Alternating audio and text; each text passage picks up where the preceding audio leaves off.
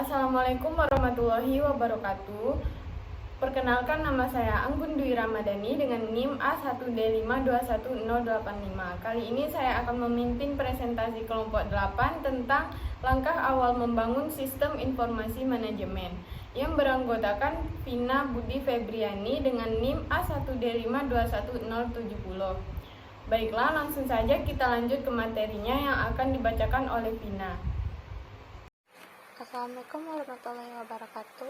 Sebelumnya perkenalkan, nama saya Vina Budi Febriani dengan nomor induk mahasiswa A1D521070. Di sini saya sebagai pemateri pertama akan menjelaskan materi sistem sebagai perubahan organisasi yang berencana. Pengembangan sistem dan perubahan organisasi. Ada 4 jenis perubahan organisasi struktural yang dimungkinkan oleh teknologi informasi. Yang pertama, otomatisasi adalah bentuk yang paling umum dari perubahan organisasi yang dimungkinkan oleh teknologi informasi.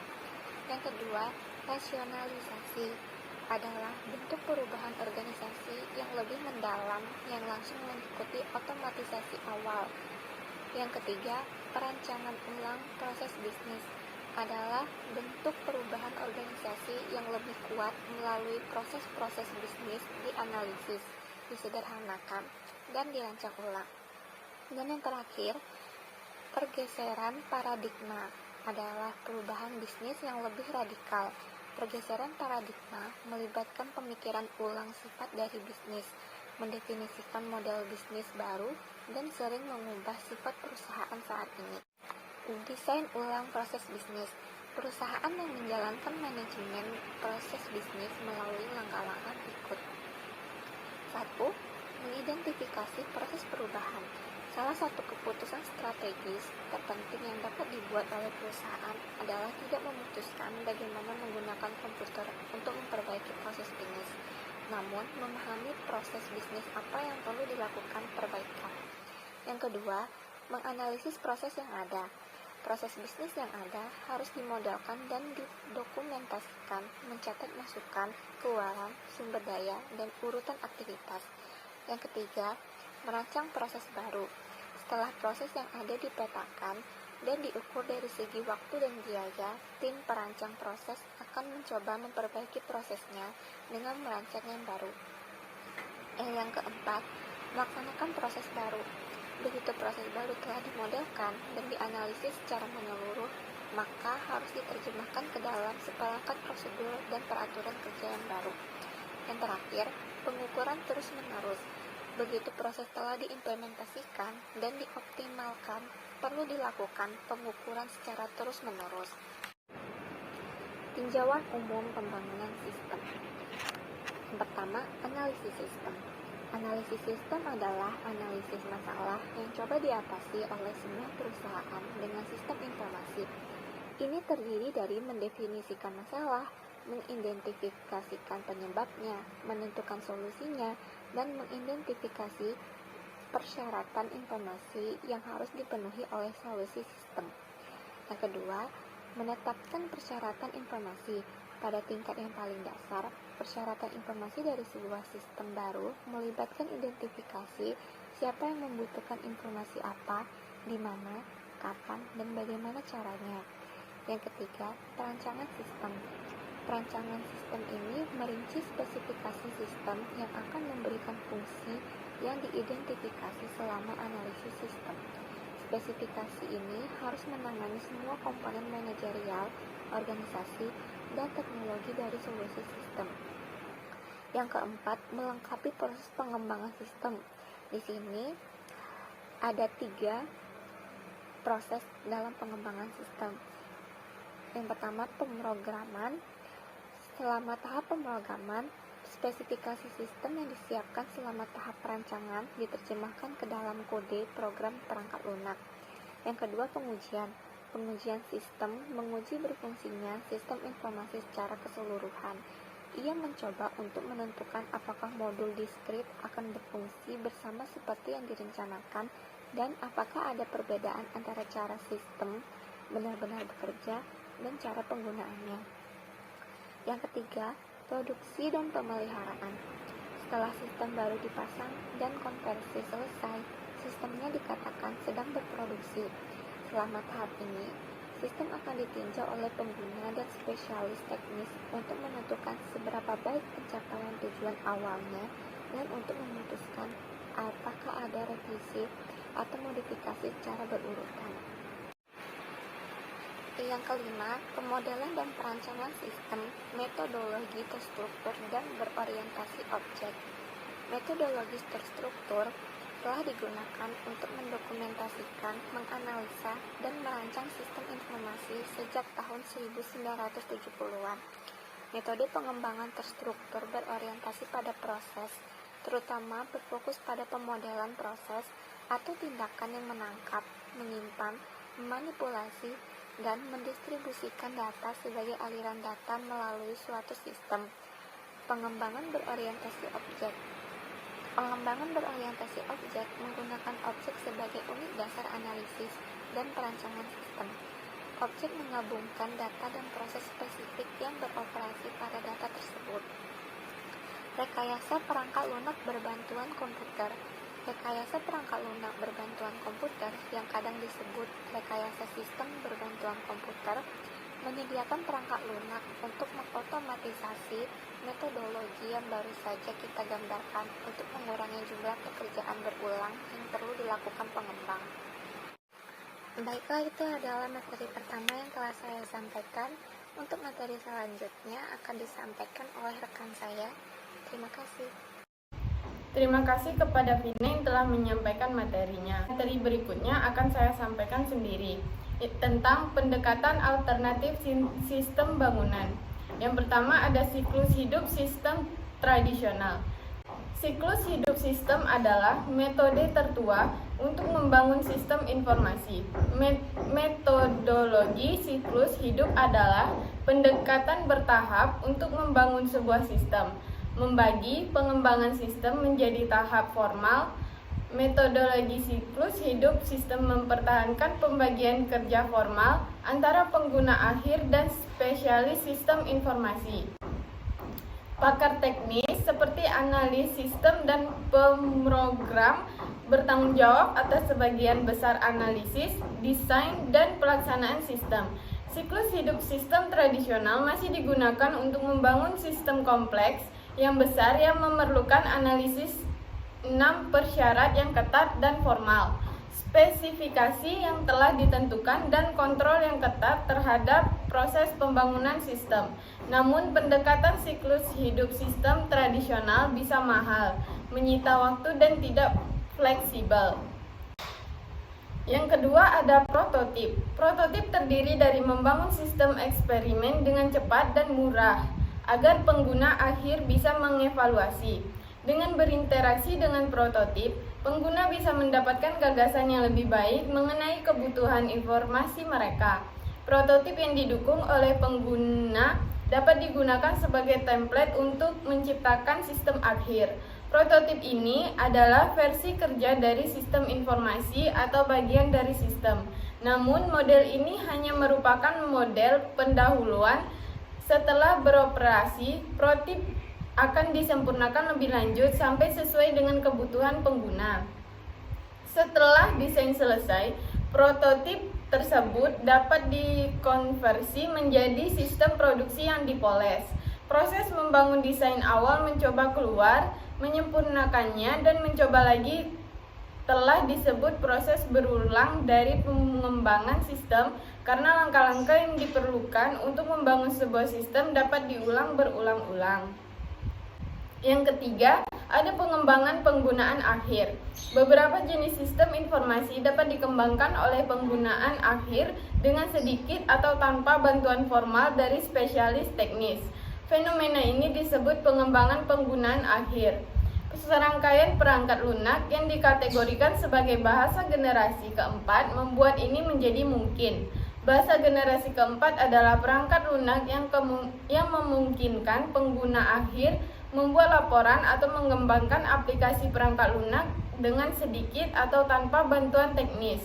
Beberapa alat generasi keempat ini juga meningkatkan produktivitas pemrogram profesional bahasa generasi keempat cenderung non-prosedural atau kurang prosedural daripada bahasa pemrograman konvensional. Bahasa prosedural memerlukan spesifikasi urutan langkah atau prosedur yang memberitahu komputer apa yang harus dilakukan dan bagaimana melakukannya. Bahasa non-prosedur hanya perlu menentukan apa yang harus dilakukan daripada memberikan rincian tentang bagaimana melaksanakan tugas. Yang keempat, paket aplikasi perangkat lunak dan outsourcing. A. Paket aplikasi perangkat lunak. Selama beberapa dekade terakhir, banyak sistem telah dibangun di sebuah aplikasi pondasi paket perangkat lunak. Banyak aplikasi umum untuk semua organisasi bisnis, misalnya daftar gaji, piutang, buku besar, atau pengendalian persediaan. Untuk fungsi universal seperti itu, dengan proses standar yang tidak banyak berubah seiring berjalannya waktu, sistem umum akan memenuhi persyaratan banyak organisasi. Jika paket perangkat lunak dapat memenuhi sebagian besar persyaratan organisasi, perusahaan tidak perlu menulis perangkat lunaknya sendiri. Perusahaan dapat menghemat waktu dan uang dengan program perangkat lunak pre-written, pre-design, pre-tested dari paket. Ketika sebuah sistem dikembangkan dengan menggunakan paket perangkat lunak aplikasi, analisis sistem akan mencakup upaya evaluasi paket. Kriteria evaluasi yang paling penting adalah fungsi yang disediakan oleh paket, fleksibilitas, keramahan pengguna, sumber daya perangkat keras dan perangkat lunak, persyaratan database, upaya pemasangan dan pemeliharaan dokumentasi, kualitas vendor, dan biaya. Proses evaluasi paket sering didasarkan pada request for proposal atau RFP, yaitu dapat pertanyaan terperinci yang diajukan ke vendor perangkat lunak paket. B. Outsourcing. Jika perusahaan tidak ingin menggunakan sumber daya internalnya untuk membangun atau mengoperasikan sistem informasi, perusahaan tersebut dapat mengalihkan pekerjaan ke organisasi eksternal yang mengkhususkan diri dalam menyediakan layanan ini. Dalam bentuk outsourcing yang lain, perusahaan bisa menyewa vendor eksternal untuk merancang dan membuat perangkat lunak untuk sistemnya. Namun perusahaan itu akan mengoperasikan sistem di komputernya sendiri.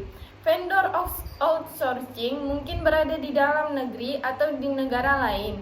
Pengalihan dalam negeri terutama didorong oleh fakta bahwa perusahaan outsourcing memiliki keterampilan, sumber daya, dan aset yang tidak dimiliki klien mereka. Menginstal sistem manajemen rantai pasokan baru dari perusahaan yang sangat besar mungkin memerlukan mempekerjakan 30-50 orang tambahan dengan keahlian khusus dalam perangkat lunak manajemen rantai pasokan yang dilisensikan dari vendor. Daripada mempekerjakan pegawai baru permanen, kebanyakan membutuhkan pelatihan ekstensif dalam paket perangkat lunak dan kemudian melepaskannya setelah sistem baru dibangun. Lebih masuk akal dan seringkali lebih murah untuk melakukan outsourcing pekerjaan ini selama 12 bulan periode. Yang keempat, ada pembangunan aplikasi untuk perusahaan digital. Yang pertama yaitu Rapid Application Development atau RAD.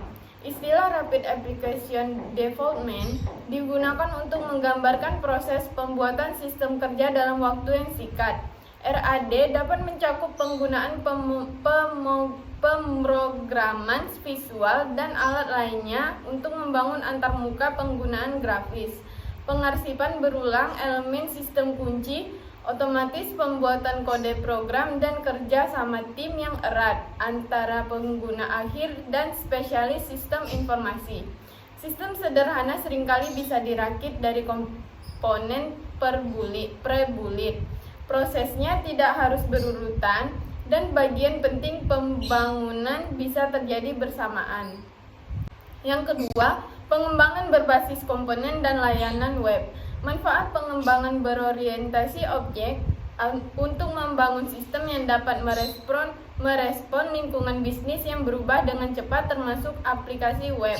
Untuk lebih mempercepat pembuatan perangkat lunak, kelompok objek telah dirakit untuk menyediakan komponen perangkat lunak untuk fungsi umum seperti antarmuka, penggunaan grafis, atau kemampuan pemesanan online yang dapat dikombinasikan untuk membuat aplikasi bisnis berskala besar.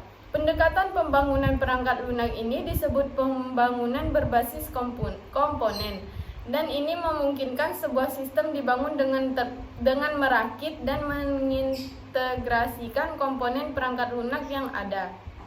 Yang ketiga, layanan web dan service oriented computing. Selain mendukung integrasi sistem internal dan eksternal, layanan web dapat digunakan sebagai alat untuk membangun aplikasi sistem informasi baru atau meningkatkan sistem yang ada. Karena layanan perangkat lunak ini menggunakan seperangkat standar universal, mereka berjanji untuk menjadi lebih murah dan kurang sulit untuk menentukan bersama daripada komponen proprietari. Layanan web dapat melakukan fungsi tertentu sendiri, dan mereka juga dapat melibatkan layanan web lainnya untuk menyelesaikan transaksi yang lebih kompleks, seperti memeriksa kartu kredit, pengadaan, atau pemesanan produk. Dengan membuat komponen perangkat lunak yang dapat berkomunikasi dan berbagi data terlepas dari sistem operasi, bahasa pemrograman, atau perangkat klien, layanan web dapat memberikan penghematan biaya yang signifikan dalam membangun sistem sambil membuka peluang baru untuk kolaborasi dengan perusahaan lain. Yang keempat, pengembangan aplikasi mobile. Mengembangkan aplikasi untuk platform mobile sangat berbeda dengan pengembangan PC dan layar mereka yang jauh lebih besar. Ukuran perangkat mobile yang berkurang membuat penggunaan jari dan gerakan multitouch jauh lebih mudah daripada mengetik dan menggunakan keyboard.